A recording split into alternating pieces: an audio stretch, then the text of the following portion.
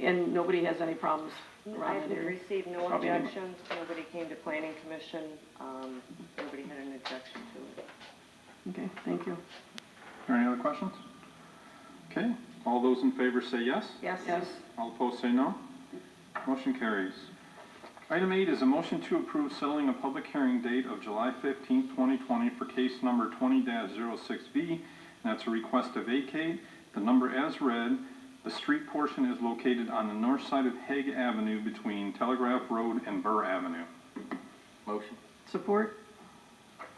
Okay, I have a motion by Councilman Remick, supported by Councilwoman Pats. Is there any discussion? And this is set for the public hearing date. This isn't, right, it's for the hearing, a public hearing date. Correct. That's what Yeah. we're voting on, correct? Mhm. Right, okay. Thank you. Is there any other questions?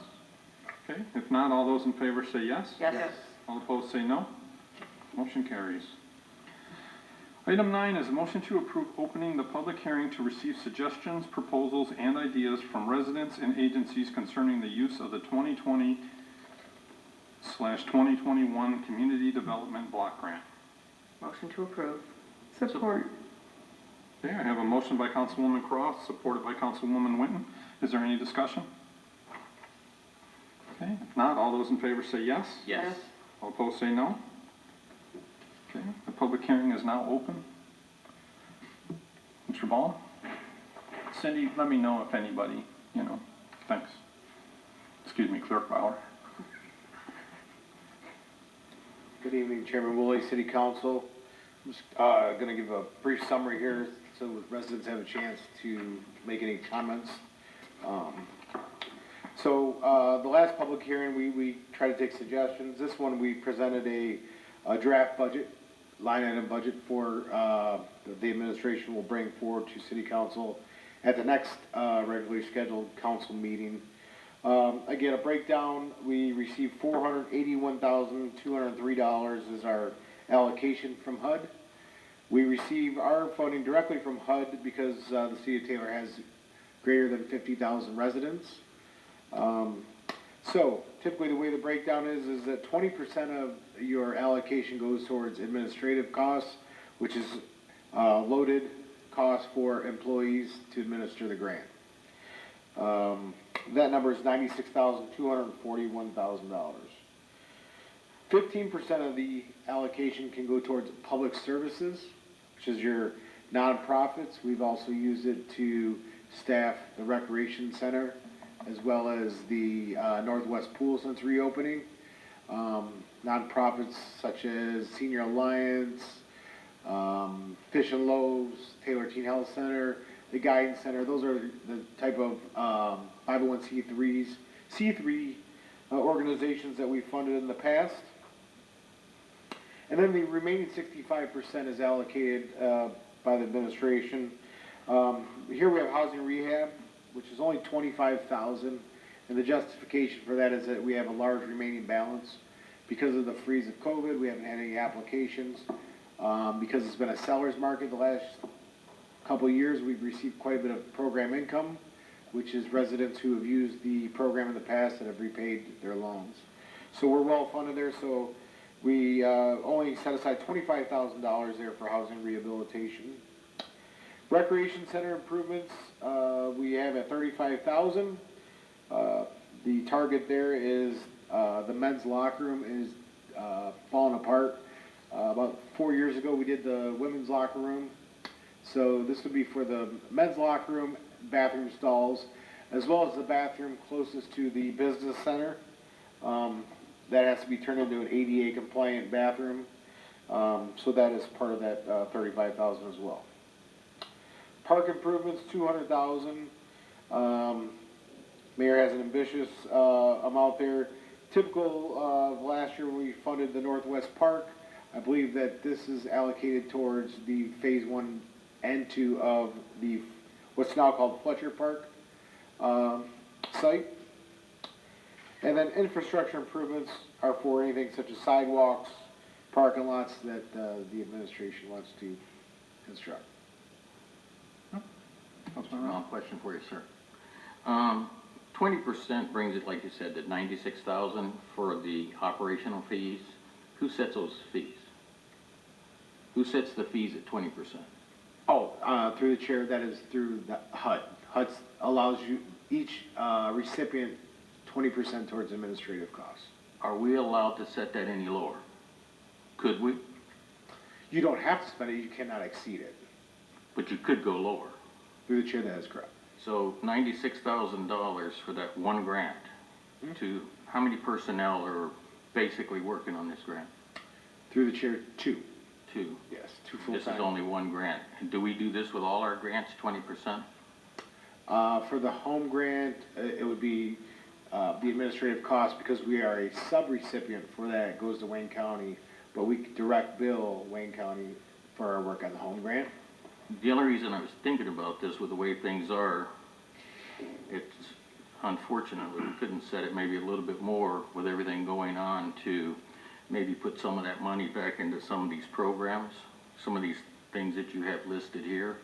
Because to me, $96,000 off of one grant is a lot of money. It's almost, you could pay for almost a full-time employee just to do that alone.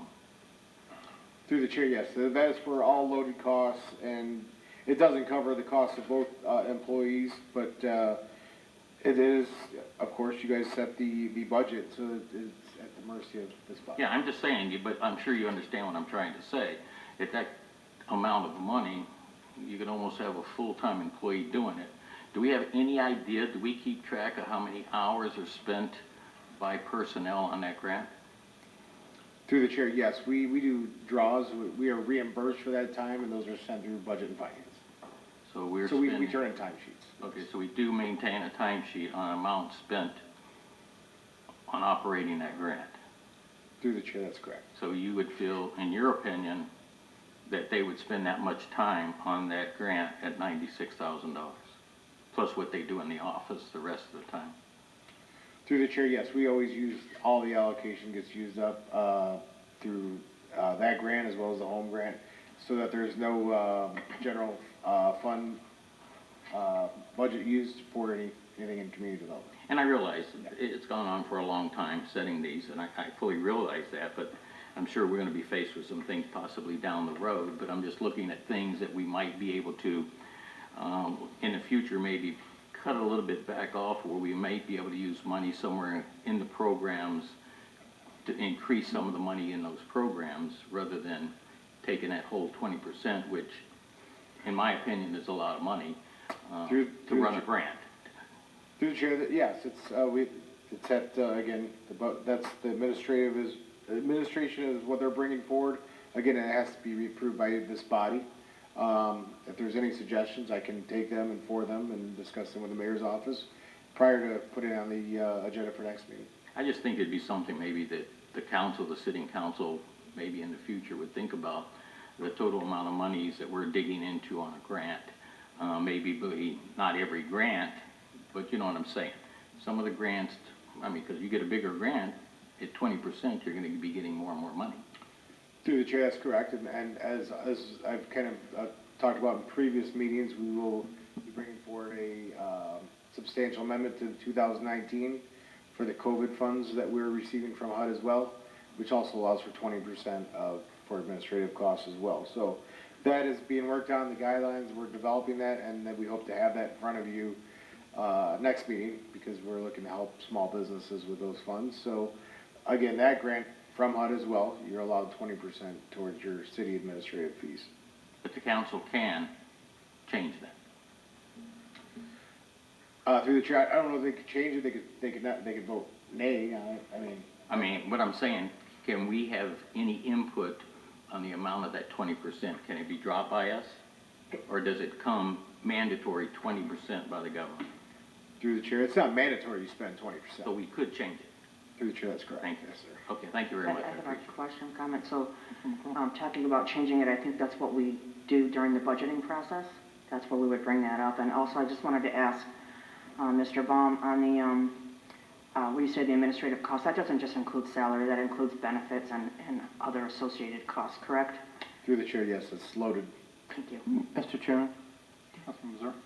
does that, we're talking about salaries and benefits, does that cover outside costs too, attorney fees, CPA fees? Is there any of that money used for somebody outside of the employee of the city of Taylor?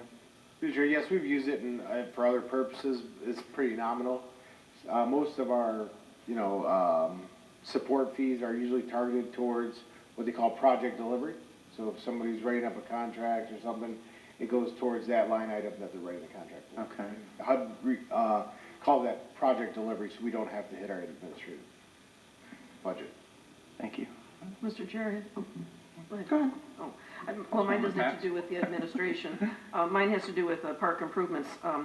The CDVG is the one who did the Lucinda Burns park, correct? Updated all that. So I had a question from a resident. I was gonna wait till later, but I didn't want you to leave because I know the mayor's not here. There was a resident who asked, when are we going to be opening it up, the playground, the playscapes themselves? I guess they're still roped up for the kids, and I don't know if it's come out from, the governor saying that parks can be open kind of thing? Through the chair, we discussed that a little bit today because I believe the ban was lifted today, and I believe there's something in, Johnny, He's I not can add to So that. Johnny would be, Yeah, I did talk charged with to being Carl. I think there's believe- gonna be I don't mean to cut you off, Jeff, there's gonna be a release. Carl just popped in my office before the meeting, and, they're gonna, put out a release. They're gonna open, I think, mid-next week, they said, maybe next From week, what or I the end of understand, this they're gonna week. try and sanitize. Yeah, the that's what, they're equipment. gonna open the bathrooms, but they're gonna sanitize everything, but it's, I think, within a week or two. Okay, that was my other question, was about the bathrooms. Yeah. Okay, so, this one they have a couple little kids, and so she says it's right down the street from our house, and we can't go on the playscape. so- Yeah. Okay, And, we share some of the costs between parks as well as CDBG. Thursday. Okay, There's- Carl's yelling at this Thursday. Yeah. Thursday, okay. But I believe there's a plan in place for Johnny's, the building and grounds crew to get that all opened up for Okay. residents. Thank you. Are there any other questions? Okay, Councilwoman Wynn? Mr. Baum, I believe you did already reference it, but you're going to bring a plan for the COVID money separate, correct? Through the chair, that's correct, yeah. We received our allocation, we've already posted our citizen participation plan. The way HUD is doing this, they've waived the public hearings such as these for that money because they understand that they need to get the funds to us quickly. We've been working on developing a plan. We don't receive as much as, say, Westland and all that, so really, the discussions are targeted right now towards small businesses, seniors, and how to help them through this time. Another We will- question, I'm sorry. sorry. I'm sorry, go ahead. Before, we're pretty close in getting the guidelines, that draft guidelines, we will get that out to you guys to review in plenty of time before the next meeting, so it's not thrown at you last minute. Thank you. There was also some attachments with this document for our community development status meeting. Didn't seem to pertain necessarily to the public hearing, but was there an audit that was done, and do you have any information on that? Through the chair, yes, there was an audit done. I can get you the results of that. We're working on response to the audit. Yes, And you'll send us out something on, through the chair, absolutely. thank you. Yep. Is there any other questions? Okay, if not, make a motion to approve closing the public hearing to receive suggestions, proposals, and ideas from residents and agencies concerning the use of the 2020-2021 Community Development Block Grant. Make a motion to close. Support. Okay, I have a motion by Councilwoman Cross, supported by Councilman Remick. Is there any discussion? If not, all those in favor say yes. Yes. Yes. All opposed say no. Motion carries. Okay, item 11 is a motion to approve the Taylor Police Patrol Rifle Purchase Program for an amount not to exceed $140,000 to be reimbursed by each officer funded through police operating expenses, and to approve budget amendment number 2020-16. Motion. Support. Okay, I have a motion by Councilman Remick, supported by Councilwoman Croft. Is there any discussion? Could we have the chief come up and explain?